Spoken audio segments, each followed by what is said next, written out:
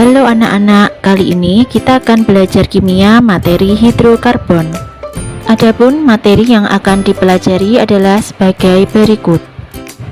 Perhatikan gambar berikut. Apakah yang terjadi jika kita membakar kayu, kertas, atau bahkan daging? Ya, bahan tersebut menjadi kehitaman karena gosong seperti arang. Hal itu menunjukkan bahwa bahan tersebut mengandung senyawa karbon. Senyawa karbon adalah senyawa yang mengandung atom karbon. Karbon sendiri dapat kita jumpai dalam arang atau isi pensil. Berikut adalah contoh senyawa hidrokarbon. Apa itu senyawa hidrokarbon? Senyawa hidrokarbon adalah senyawa organik yang mengandung atom C dan atom H. Lantas, apa perbedaan antara senyawa organik dan senyawa anorganik? 1. Senyawa organik kebanyakan berasal dari makhluk hidup dan beberapa dari hasil sintesis. Sedangkan senyawa anorganik berasal dari sumber daya alam mineral atau bukan makhluk hidup. 2. Senyawa organik lebih mudah terbakar, contohnya bensin. Sedangkan senyawa anorganik tidak mudah terbakar. 3. Senyawa organik mudah diuraikan oleh lingkungan, sedangkan senyawa anorganik sukar diuraikan oleh lingkungan. 4. Kebanyakan senyawa organik mengandung unsur karbon, sedangkan senyawa anorganik mengandung unsur logam. 5. Senyawa organik sukar larut dalam air, hanya dapat larut dalam pelarut organik, sedangkan senyawa anorganik dapat larut dalam pelarut air. Contoh dari senyawa organik adalah gas alam, minyak tanah, minyak goreng, karet alam, protein, karbohidrat, lemak, dan lain-lain. Sedangkan contoh senyawa anorganik, garam dapur, obat mah, besi sulfida, soda api, terusi, tawas, perak nitrat, dan lain-lain. Identifikasi unsur C, H, dan O dapat dijelaskan dalam video berikut.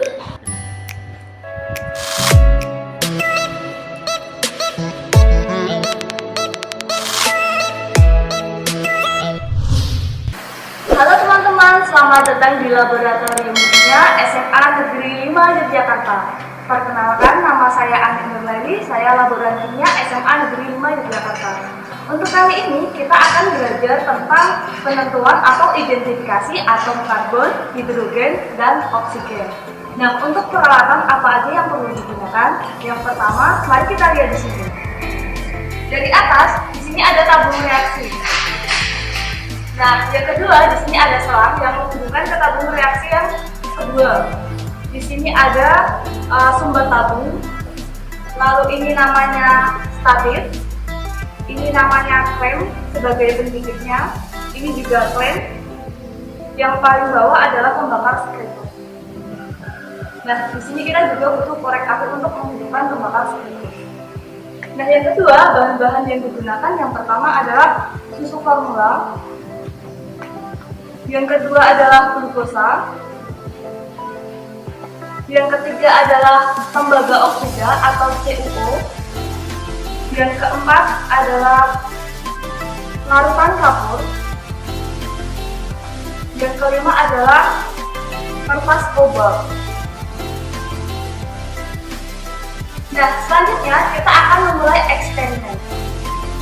Untuk langkah kerja yang harus kita lakukan, pertama-tama kita akan memasukkan pada tabung pertama ini sebagai sampel. Nah, sampel yang harus kita masukkan adalah CuO, tembaga 2 oksida. Nanti kita masukkan ke dalam tabung reaksi yang bawah, sama glukosa. Jadi 2 sendok glukosa akan kita masukkan ke dalam tabung reaksi yang bawah. Selanjutnya, penyumbatnya ini kita gunakan sebagai penutup. Nah, pada tabung reaksi yang atas, kita masukkan larutan kapur.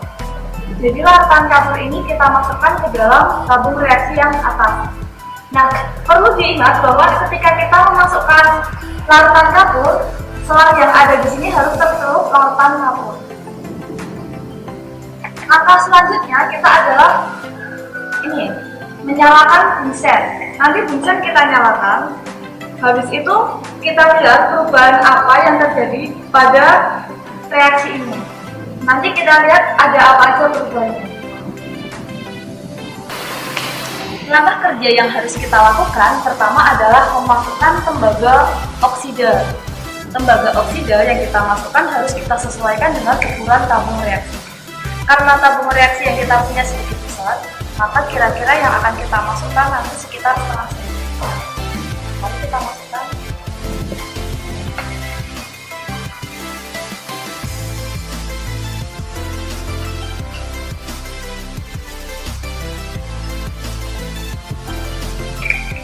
Setelah kita menggunakan bahan, jangan lupa kita tutup.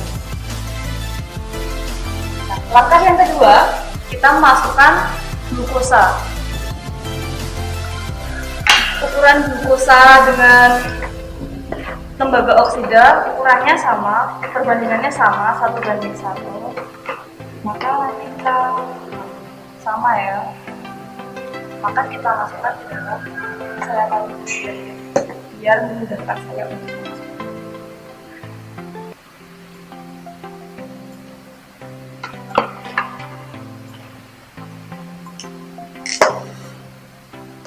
Langkah yang ketiga, kita tutup tabung reaksi ini dengan sumbat tabung.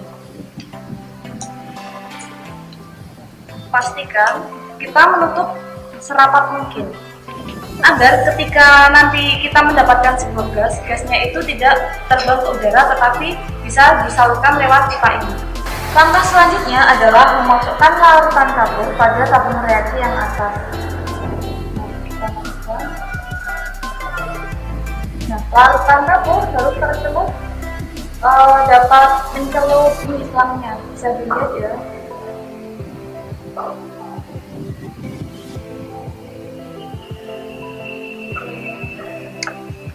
Langkah selanjutnya adalah kita menyalakan bunsen. Kita nyala, kita panaskan yang ada di dalam bunsen. Dan nanti akan kita amati perubahan apa yang terjadi ketika yang ada di dalam tabung reaksi ini cukup panas.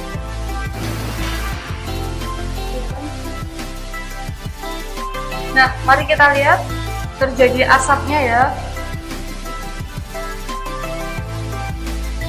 Kita lihat pada bagian atas, tadi kan warna larutannya bening ini lama-lama timbul gas dan warna larutannya menjadi keruh. Nah, pada bagian bawah coba kita lihat lagi warnanya.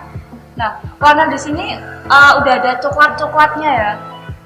Nanti yang akan kita amati perubahan yang terjadi di bagian atas sama bagian bawah. Kalau yang bagian bawah sudah kelihatan ya warnanya menjadi coklat, yang bagian atas di sini timbul seperti endapan putih dan warnanya menjadi sangat keruh. Langkah selanjutnya adalah kita menguji dengan kertas lubang. Kita buka dulu. Ini masih biru ya. Lalu kita tunggu. Nah, coba lihat yang terjadi. Oke. Warnanya jadi merah ya. Oke. Setelah eksperimen yang telah kita lakukan, maka kita lihat perubahan yang terjadi. Pada tabung reaksi yang pertama, saat kita memasukkan tembaga oksida dan glukosa, lalu kita panaskan, lama-kelamaan tadi warnanya berubah menjadi coklat kemerahan. Nah, setelah menjadi coklat kemerahan, lalu kita panaskan lagi, maka warnanya menjadi hitam. Nah, fungsi dari tembaga oksida sendiri, dia sebagai oksidator. Dia akan mereduksi gula sehingga proses pembakaran gula ini lebih cepat. Nah, proses pembakaran gula ini dia menghasilkan suatu gas, lalu gasnya kita alirkan ke dalam pipa ini. Nah, gas yang dialirkan membuat air kapur menjadi keruh.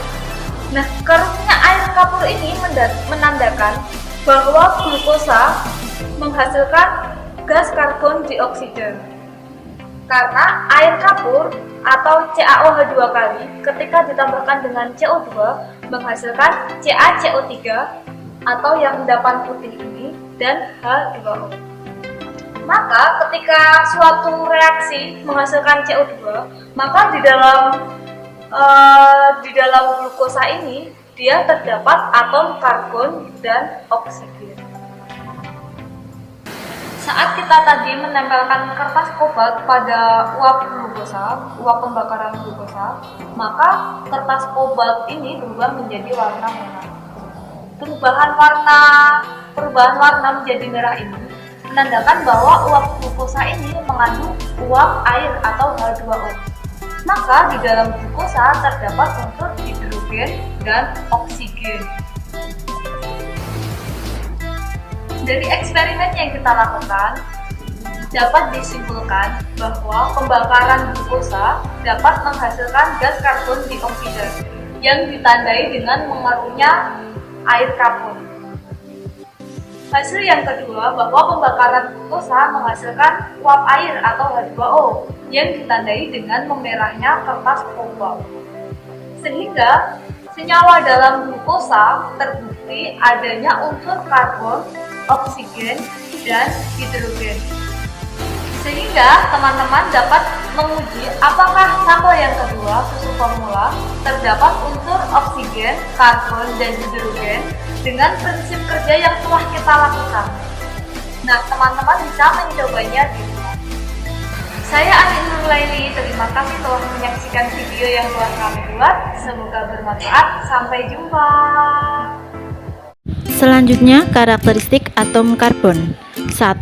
Dapat membentuk 4 ikatan kovalen. Seperti yang kita ketahui bahwa atom C mempunyai 4 elektron valensi, sehingga dapat membentuk 4 ikatan kovalen.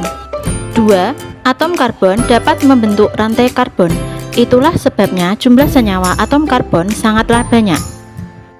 3. Atom karbon dapat membentuk ikatan kovalen. Selanjutnya, jenis-jenis atom karbon. 1.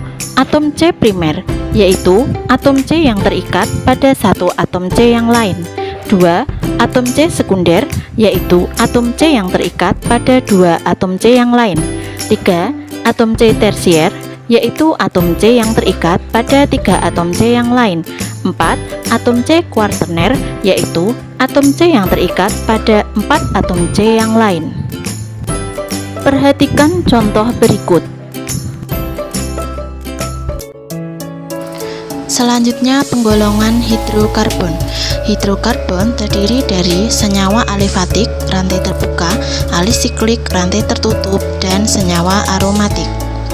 Senyawa alifatik terdiri dari senyawa jenuh dan senyawa tak jenuh. Senyawa jenuh meliputi yang termasuk senyawa jenuh adalah alkana, ikatan tunggal. Yang termasuk senyawa tak jenuh adalah alkena rangkap 2 dan alkuna rangkap 3. Contoh senyawa alisiklik adalah sebagai berikut. Yang termasuk senyawa aromatik adalah senyawa benzena yang akan kita pelajari di kelas 3 semester 2. Perhatikan bahwa senyawa aromatik memiliki ikatan rangkap 2 yang berselang-seling. Nah, agar kalian lebih memahami materi hidrokarbon, silakan kerjakan kuis berikut.